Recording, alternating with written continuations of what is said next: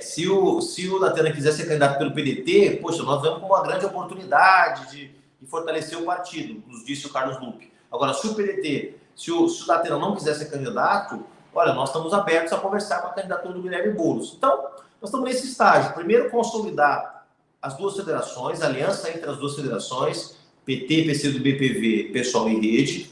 E no segundo momento, se houver disposição, se houver abertura, também fazer um diálogo com outros setores partidários que não compõem essas duas federações. Eu queria fazer uma pergunta sobre as eleições de 2024, eleições municipais. A gente está vendo que o pessoal já está se mobilizando. Eu vi, você participou de um evento lançando a Thalíria Petroni, deputada federal, como pré-candidata à Prefeitura de Niterói. A gente vê também alguma movimentação no Rio de Janeiro, com possível pré-candidaturas aí do Tarcísio ou da Renata. Quais são os principais princípios ou estratégias que você puder falar sobre do PSOL para as eleições de 2024, e o que você acha que deveria ser a estratégia do campo progressista como um todo, né, com esse objetivo de isolar o bolsonarismo? Pô, essa é uma excelente pergunta, Miguel, porque já começa a ter muita especulação sobre as eleições do ano que vem, né?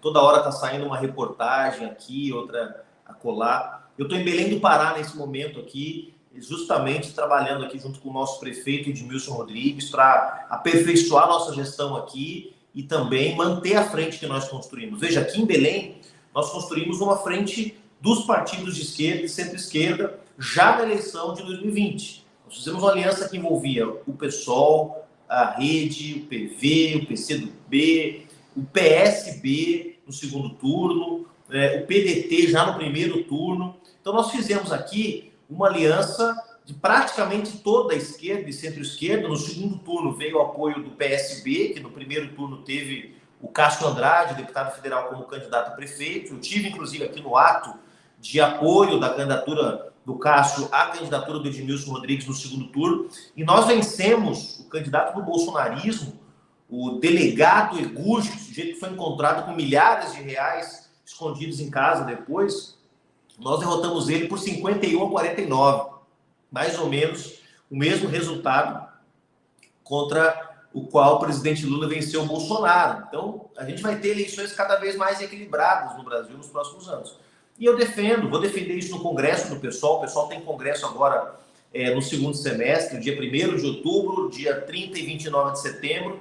E eu vou defender que o PSOL reafirme uma política de frente democrática com os partidos de esquerda e centro-esquerda, onde for possível, né?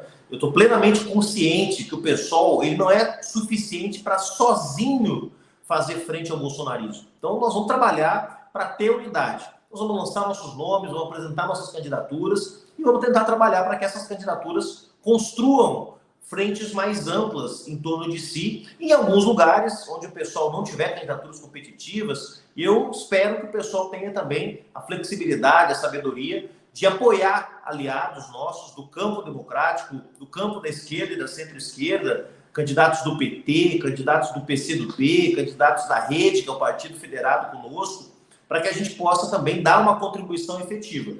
Ainda nós não estamos naquele momento, Miguel, em que a gente pode dar o bolsonarismo como derrotado e lançar candidaturas testemunhais, candidaturas que só servem para defender publicamente as nossas ideias e ignorar o perigo iminente. Há um perigo real, há um perigo iminente.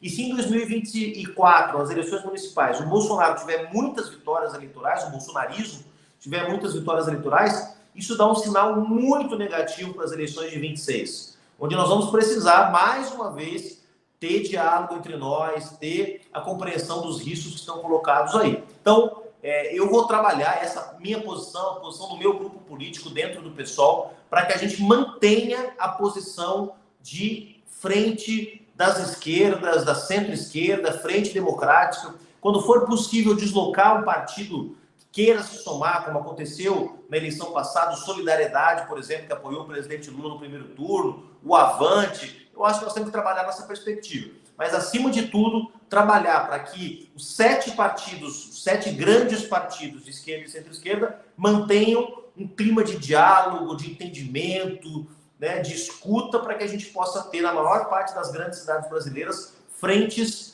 que representem esse núcleo político de esquerda e centro-esquerda que apoia o governo Lula. Muito bem. Juliano, então vamos passar para um caso concreto, e é um caso grande. São Paulo, maior cidade do país, há um candidato do PSOL, Guilherme Boulos, que lidera as pesquisas, né? Ele já participou de outras eleições em São Paulo, foi o deputado federal mais votado em São Paulo, tem um capital eleitoral inegável, tem voto. Eu queria saber como está a articulação para a candidatura do Boulos. A gente sabe que tem algumas fricções ainda com o Partido dos Trabalhadores. Eu queria saber o que você pode falar para a gente sobre essa construção da candidatura do Boulos em São Paulo. Bom, primeiro, no caso de São Paulo, acho que deu mais fácil aí de eu responder, porque no caso de São Paulo, o candidato do campo da esquerda e centro-esquerda mais bem posicionado, mais identificado com as posições da esquerda, que trabalhou incessantemente pela unidade em torno do presidente Lula nas eleições de 2022, é exatamente o Guilherme Boulos, meu amigo, companheiro do PSOL. Então nós vamos trabalhar para que, primeiro, a gente reúna as duas federações, né, do campo da esquerda que estão formadas aí. A federação do PSOL com a Rede, obviamente, já está consolidada essa federação, então o Guilherme Boulos ele é hoje pré-candidato do PSOL e da Rede, e vamos tentar também chegar ao entendimento com a federação PT, PCdoB e PV. Com isso, nós teríamos já 5 partidos lá de largada apoiando a pré-candidatura do Guilherme Boulos. Nós estamos conversando, né, há conversas aí que estão começando, o PT está fazendo um processo de debate interno, o PCdoB também, o PV também, a Rede. Então, nós vamos dar todo o tempo necessário para que esses partidos possam concluir o seu processo de debate interno, mas estamos otimistas de que a gente possa efetivamente ter uma unidade desses partidos. Além deles, nós temos o PSB, que hoje tem a pré-candidatura da Tabata Amaral, que eu quero dizer, eu respeito, uma candidatura que eu acho que pode cumprir um papel importante, né? Então, longe da gente fazer o que fizeram conosco em 2022, né, de dizer que o Boulos não podia ser candidato a governador, faca no pescoço, não. O PSB tem todo o direito de levar a candidatura da Tabata às eleições do ano que vem. Agora, claro, que a gente também está aberto para conversar com a Tabata, conversar com o PSB, e também o mesmo vale para o PDT. O PDT hoje saiu uma matéria, né? Está muito entusiasmado com a hipótese do Datena, que acaba de se filiar ao PDT, ser candidato a prefeito, né? Então, nós também vamos permitir, óbvio que o PDT tem todo o direito, né, de apresentar uma candidatura para a cidade de São Paulo, que expresse as suas ideias, e se assim for o desejo do PDT, nós vamos respeitar, mas também estamos abertos a um entendimento com o PDT. Tivemos recentemente, Guilherme Boulos e eu, com o presidente Carlos Lupe do PDT, para ouvi-lo aí, e tá aí, ó, Datena anima PDT com candidatura a prefeito. E o ministro Carlos Lupe foi muito transparente conosco, e disse, olha, se o Datena quiser ser candidato pelo PDT, é uma grande... Opa, entrou uma chamada aqui, perdão. Se o Datena quiser ser candidato pelo PDT, poxa, nós vemos como uma grande oportunidade de fortalecer o partido, nos disse o Carlos Lupe. Agora, se o PDT, se o Datena não quiser ser candidato, olha, nós estamos abertos a conversar com a candidatura do Guilherme Boulos. Então, nós estamos nesse estágio. Primeiro, consolidar as duas federações, a aliança entre as duas federações, PT, PCdoB, PV, PSOL e Rede. E, no segundo momento, se houver disposição, se houver abertura, também fazer um diálogo com outros setores partidários que não compõem essas duas federações.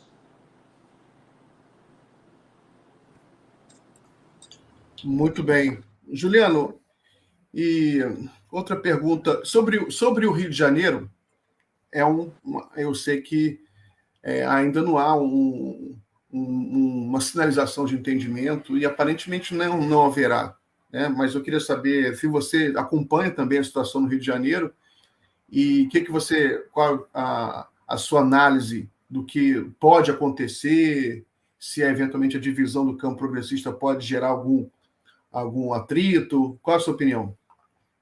Miguel, eu acompanho atentamente, até porque o Rio de Janeiro foi talvez o primeiro lugar no Brasil, junto com o Amapá, que o pessoal elegeu lá a capital, Macapá, elegeu também o Randolfo Rodrigues, que era senador do PSOL, O Rio e o Amapá foram talvez os dois primeiros lugares onde o pessoal chegou ao segundo turno, né, com candidaturas muito competitivas, na época ainda o Marcelo Freixo. Então, o pessoal do Rio é um pessoal muito forte, né? Temos vários vereadores na capital, vários deputados estaduais, federais, que têm a sua base eleitoral na capital. Então, o Rio é uma eleição importantíssima para o pessoal. Nós temos dois nomes hoje que estão colocados, o nome da Renata Souza, nossa deputada estadual, mais votada do pessoal no Rio de Janeiro, e também do Tarcísio Mota, outro grande companheiro, deputado federal, que foi nosso candidato a governador em 2 eleições. Então, o pessoal está muito bem servido de nomes, né?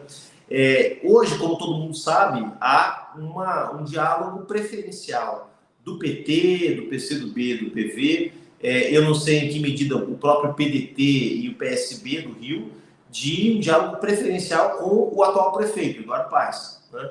Que, obviamente, não representa as nossas posições. O Eduardo Paes é do PSD, então não está dentro desse escopo que eu descrevi mais cedo, né, de frente de esquerda, centro-esquerda, frente democrática. Ainda que o Eduardo Paes tenha apoiado o presidente Lula, mas ele é de um outro campo político, ele é do partido do Kassab, ele é do partido que representa outras ideias, não exatamente as nossas, né? Nós, inclusive, na eleição passada, apoiamos ele no segundo turno, né, contra o candidato do bolsonarismo. Então, não é que a gente não possa fazer um movimento tático de apoio ao Eduardo Paes, mas acho que isso no primeiro turno está descartado. Vamos ver o que o Eduardo Paes vai fazer e como ele vai tratar o restante da esquerda. Lembrando aqui que da última vez que a esquerda resolveu anular, a esquerda mais tradicional, né, resolveu abrir mão de ter candidatura à prefeitura do Rio, quem ocupou esse espaço foi o PSOL. Então, eu não vou reclamar também se deixarem que o PSOL ocupe sozinho esse espaço das esquerdas do Rio de Janeiro, porque as últimas vezes que isso aconteceu, o PSOL teve resultados eleitorais muito positivos. Mas eu preferiria, né, Miguel, que a gente pudesse ter um diálogo com os partidos do campo da esquerda, da centro-esquerda, o PSB, o PDT, PT, PCdoB, PV, além da rede e do PSOL, que a gente pudesse sentar numa mesa e discutir a hipótese de uma candidatura comum. Eu acho que seria melhor para o Rio de Janeiro, melhor para a esquerda brasileira, que a gente não terceirizasse para um candidato do centro político o papel de expressar as nossas posições, que é o caso do Eduardo Paes. Ele não nos representa, não representa as nossas posições do PSOL.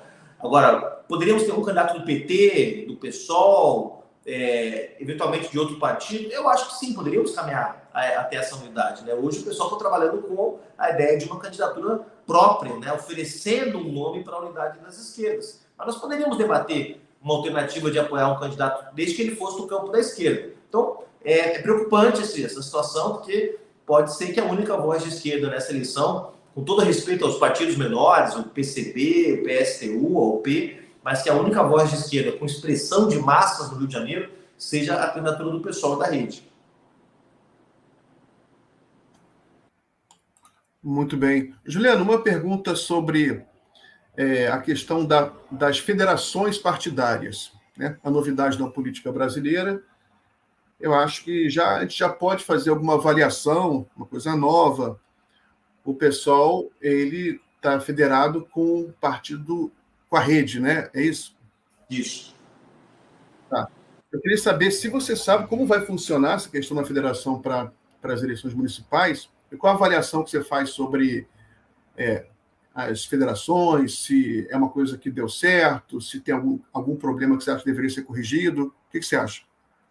Miguel, deu bastante trabalho, tá? Porque a lei foi aprovada e a sua validação por parte do Tribunal Superior Eleitoral, ela se deu pouco tempo antes ali do registro das candidaturas. Então, a gente teve que correr para fazer a federação e isso me deixou muito preocupado, porque eu achei que isso pudesse trazer, por conta do tempo curto, muitas dificuldades para a montagem das chapas, muitas crises nos estados, e não foi o que aconteceu. Óbvio que em alguns estados a gente teve dificuldades, teve problemas para administrar, mas na maioria dos estados, pessoal e rede conseguiram chegar a bons entendimentos, tá?